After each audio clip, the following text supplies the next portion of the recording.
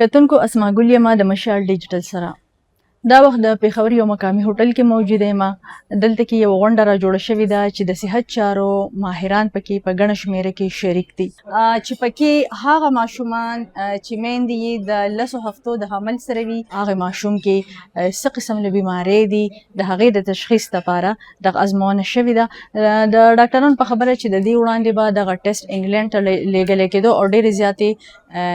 خرچې او کړاوونه به ورسره کېدل. له هغې وروسته به دغه پته لګېده چې دې ماشوم کې کمې بیماریانې دي. خو اوس ډاکټران وایي چې دغه ټیسټ به په پاکستان کې کېږي،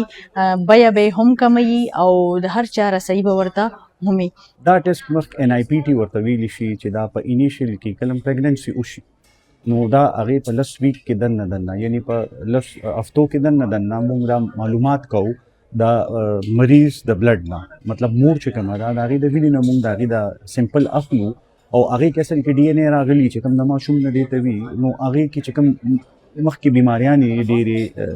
خطرناکې بیماریانې چې هغې سره کله چې د ماشوم پیدایش وشي نو د هغې سروایو ریټ کم وي، یعنې د هغې پاتې کېدل ډېر کم وي. هغې کې زموږ ټیلیسیمیا بیماري هم راځي، امنګولین ماشومان به تاسو ټول یو شانتې ګوري، د هغې هم راشي، امبیګوس سیکس هم راځي، نور پکې فزیکلی او مینټلی چې کوم وي ماشومان ډېر زیات کمزوري وي. نو د هغه ماشومانو لپاره د راتلونکي چې راځي نو د هغې د مور پلار لپاره یو ډېر زیات کړون دي چې دا زموږ په معاشره کې موږ ګورو. مخکې به دا ټسټ چې کوم کېدو په دې